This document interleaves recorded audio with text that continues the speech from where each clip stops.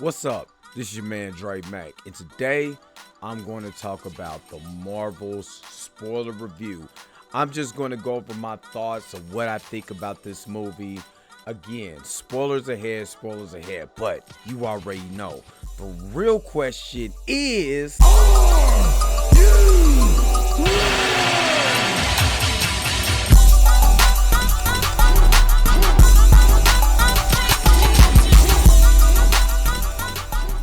alright, so if you see my non-spoiler review, I kind of go over the synopsis of the movie. You know, Carol Danvers is on a mission. She finds out that Darben, the protagonist, is after her. She is called the Annihilator because she went out, she destroyed the Supreme Intelligence of Hala, which drained all the resources. Now Darben is going to other planets that Carol loves and draining the resources from them. Along the way, she runs back into Monica Rambeau and she runs into Kamala Khan, Miss Marvel, respectively. So we start our adventure that way. So let me just kind of give you kind of like what I really liked about the movie. For one, the movie is fun. It doesn't take itself seriously. And I think in this climate, it's not going to get a good rap because it's not as serious as other MCU projects should be. It's not, hitting certain elements. And I get it. You want to move, this multiverse saga, forward. A lot of stuff is not came out of the multiverse saga that has been good, which I will talk about in a minute when I start talking about things I didn't like. But, the multiverse saga needs to move on. So, in this, there's a one-note villain. I mean, the villain's motivations is, I do understand it. This person came and destroyed the Supreme Intelligence that destroyed your atmosphere. I don't know how that happened, but it destroyed your atmosphere. So the Supreme Intelligence must have had way more going on to sustain Hala than we know. So yes, they're gonna look at Carol as the villain. She's technically the villain in their eyes, and I absolutely get it. But Darben, you know what I'm saying? She's on the mission. So she goes and finds the bangle. We already know, if you already seen Miss Marvel, that Kamala Khan already has the other bangle. So it's now time to combine those bangles. By your powers combined. So we could, have ultimate power. So I could just, open up any type of, wormhole or whatever, so I could be able to get the resource for whatever planet I want to. She does it with her staff and one of the bangles, but of course she's looking for that other bangle. You get Kamala Khan in here and her family is delightful. Again, it's just a continuation of what we've seen in Miss Marvel. So again, the continuity from Miss Marvel to the Marvels is there. Of course, we have the Monica Rambeau angle. Now, there is that tie-in from the post-credit scene from WandaVision. We get that here in the Marvels. So she went up in space at the end of WandaVision. She is in space with Nick Fury. She's checking out, these anomalies. It's this extra, dimensional energy because, she could be able to see light and see all kinds of the spectrum of energy. Shout out to her nickname Spectrum and Photon. She could be able to see that. And so that's what she's going out there and investigating. And in the midst of investigating that, she hits a particular type of energy source. Carol, uses her power. The bagel starts going. Everybody starts switching places, and that was fun. And I get it. Everybody kind of wanted a Freaky Friday type of thing where they just switch bodies. You know what I mean? And Carol Danvers is in like Kamala Khan's body. Kamala Khan's in Carol Danvers' body, so she could really freak out. I didn't see the necessity for that because actually the swapping of the powers was fun, and it gave us a cool little montage for them to bond on. So that's some of the things that I like. The Flurkins, that was fun. It was a neat way to actually, use the Flurkins in a more positive type of way. You know what I mean? Because Flurkins, there's a scene where the Flurkins are swallowing some of the crew members because basically it's over. So they was like, hey, we only got like 15 escape pods. We got like a whole bunch of people. Well, you got a whole list of flurkins. Let's use them. So they use the flurkins to swallow them up, put them in the pocket dimension inside the flurkins. Bam. There you go. Flurkins saved the day. Save all these particular people. And it's really kind of funny. You know what I mean? And me being kind of a cat person, I love cats. It was cute. It was funny. Creepy as hell too. Tiana Parrish as Monica Rambeau. Still, absolutely, is awesome. Besides Aman Vellani still in the show, Tiana Parrish has to get her props too. There's certain cues that she does in this movie where, like they in the planet where everybody sings. And she's looking at her cup like, what the hell? What? Am I drunk? You gotta be serious. She's me. That was me. Like, what the, I would have been the same way. Like, what the hell? What is this? I know I ain't drinking nothing magic in this cup. You know what I mean? Even with her dress, because, Carol Danvers' dress, becomes all magical or whatever. She's like, what in the hell is going on now? That is me during the whole scene. But again, it was fun. A lot of people didn't like the singing part or whatever. And I get it, but I actually had no problem with it. It wasn't, I could do this all day by the Rogers musical from Hawkeye. It was just enough balance in here for me to be able to enjoy it. And Brie Larson as Carol Danvers does something totally different than I really liked about her character. You know what her character was? An actual human being that's just trying to get her memories back, trying to get her understanding. She's been going around busting up Kree and fighting a one-man Kree army, by herself. She's lonely. She's gets in communication with Nick Fury and stuff like that, but she's still lonely. So she's trying to figure things out. She get in contact with, Monica, and Monica's not feeling Carol. And there is a scene where they explain that, where if you haven't seen the previous Disney Plus shows, well, they do a little small little backstory on that by using the same technology that the Skrulls used in Captain Marvel 1 by putting the device on their heads. And they did this in Secret Invasion, but nobody talks about that show. But they put the device in their heads so they could be able to read memories. And that's one thing that Carol was actually trying to do this whole time, like, jog her memories back to find out who she was before she got abducted by the Kree and was led into their army, into their war. So you do get to see flashbacks of Carol being with Maria Rambeau, and it actually has those talks and stuff like that before she died of cancer.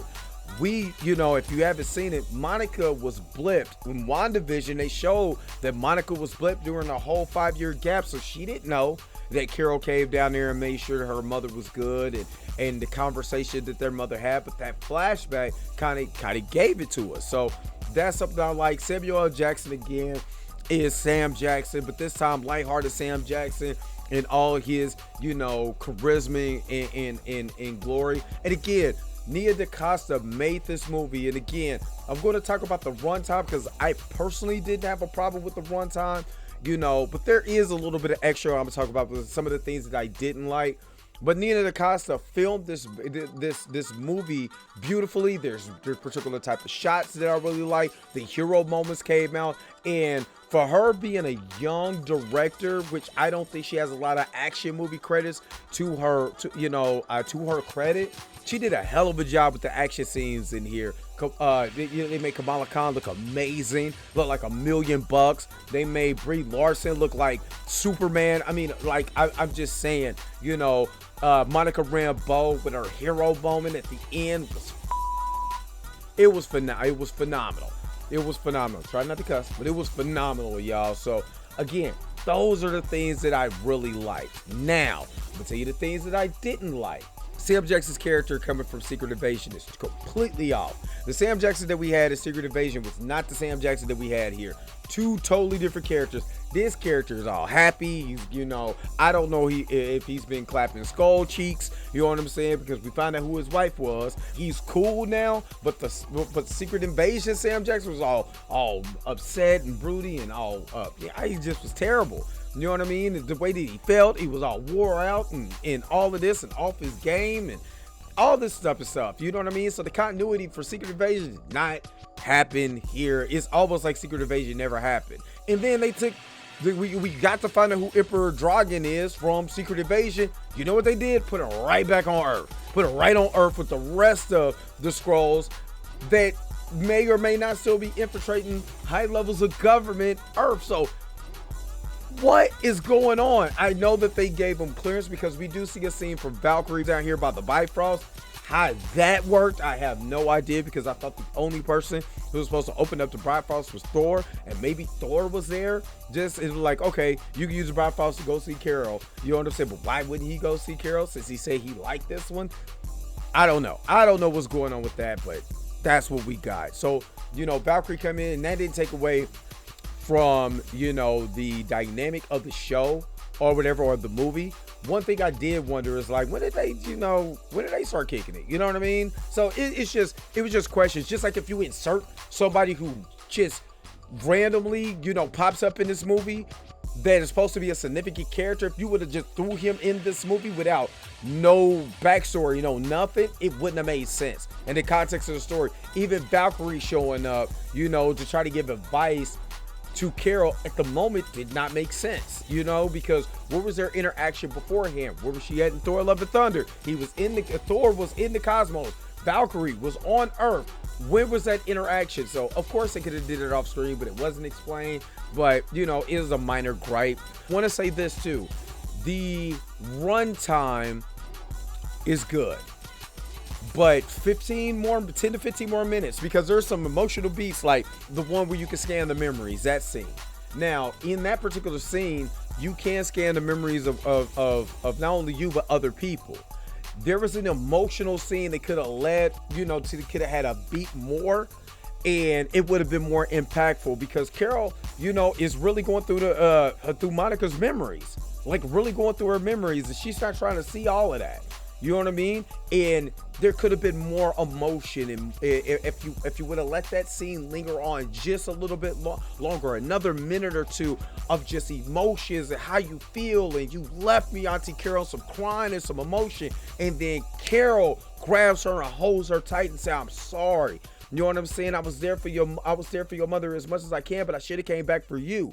That would have been more impactful. It would have bumped up the movie from all this lightheartedness. An emotional beat like that takes this movie from good to great.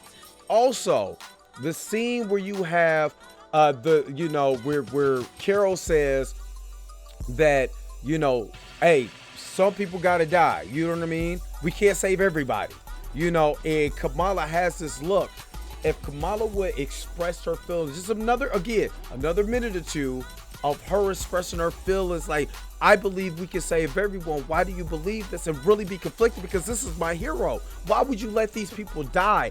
A little more extra emphasis on the emotion of that particular scene, again, bumps this up from good to great. One more scene, they could have got this, you know, like I said, an extra 10 to 15 minutes. So I'm dedicated 4 minutes as to the emotional beats, right? Take it and you show what she did to the Supreme Intelligence in its totality. Like, you really see the destruction after she destroys the Supreme Intelligence, how the sun just drained out, how the power start going out, how the water start draining. That extra 15 minutes would have gave a lot more clarity to what's going on. It would have made the movie a hell of a lot better.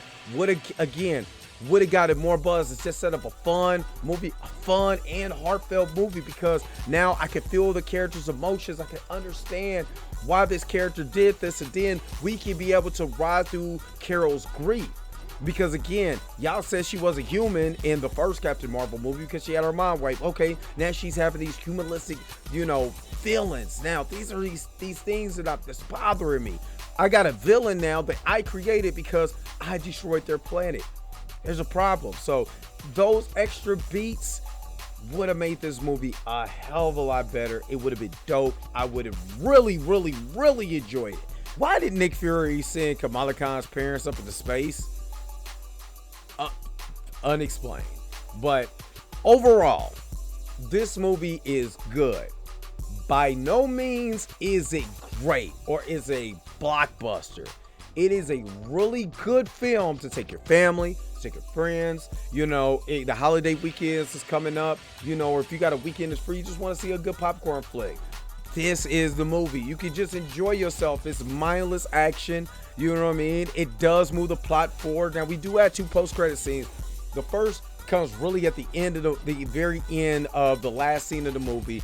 You have Kamala Khan doing her Nick Fury impression for the first Iron Man, recruiting Kate Bishop for a new team. And of course, that team, Young Avengers, I'm about to say the new Avengers, as long as they ain't the old Avengers, I would like for them to go with the Champions because I think the name is dope. But again, you starting the Young Avengers team, and then our post or mid-credit scene, because there's no actual post-credit scene after the credits, our mid-credit scene, we get Kelsey Grammer back as Beast, which I flipped my lid because he's CGI. Kelsey Grammer is in his late 60s. He don't have to do any type of, prosthetics or whatever, but they got him back for voice work. Of course you can do anything with CGI, so he's nice, big. He looks just like the animated series version, which I'm super excited about. Monica wakes up and she sees her mom, Maria Rambeau. Maria just like, Mom, I don't know you. Yeah, ain't your mama.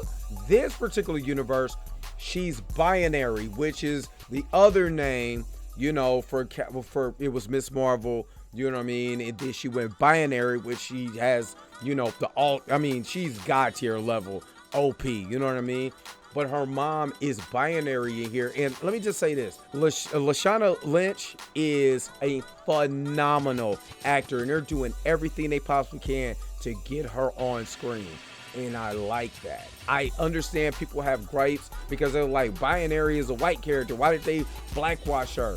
And again, because this is the multiverse, I can see that. And then again, in the original Captain Marvel, because I have to explain this, it was supposed to be Maria on that mission, not Carol. So literally Carol is the anomaly, that happened, because it was supposed to be Maria, in that flight. In every iteration from the 838 now, this new universe, we have seen Maria as a Captain Marvel variant or adjacent, to Carol's, because in the real events, it was supposed to be Maria this whole entire time. So it's cool. She's binary. I know a lot of people is not, they're talking, a lot of people talking shit on this movie, haven't went to go see this movie, and all of that. And it seemed like a lot of people just want to complain.